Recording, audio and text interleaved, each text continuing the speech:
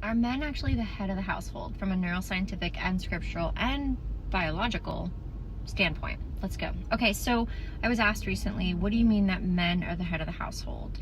Personally, side note, I grew up in a very conservative Christian upbringing and was taught a lot of lies about men being head of the household, as far as it being an authority and a position of authority.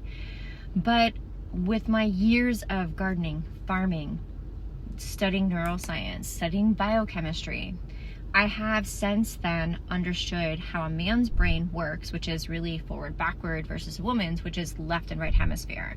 How a man's biochemistry works, which is very much vasopressin dopamine, rising to the occasion for one job, one thing, asserting and pouring in. And a woman's is very much multiplying. Oxytocin, connection, connecting and multiplying. What are we doing here? How do we feel about it? What do we do as far as the process is? How do we optimize this? The man is very much like, if we were to use the example of a business, think of a CEO. A CEO goes out there and says, this is what I'm offering. Like a man's seed, a man's sperm. This is what I'm offering. Do you want to do a deal? He could offer as many deals as he wants, but unless he has someone who is managing that business, all the deals, the money in, the money out, the hours of operation, who's doing the work, how is it getting done, how can we optimize it, the business will fail. The CEO is not more or less of an authority in the end result of what they're creating. Neither is the manager more or less of an authority as far as a needed role in what they're creating. Another example that I really love from nature, I think anything that we really can see as a scientific truth, it needs to be observable,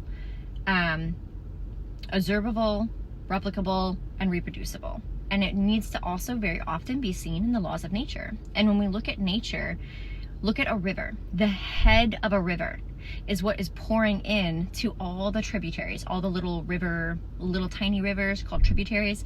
The head of the river is what's pouring in, and it's pouring in all the resources.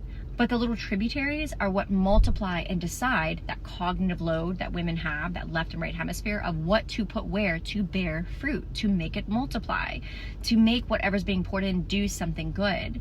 This is also why, like it or not, whenever a man comes home, whatever he brings in, she multiplies. If he comes home with an attitude, she goes, why do you have an attitude? Do I have an attitude? Did I give you an attitude? Did the kids have the attitude?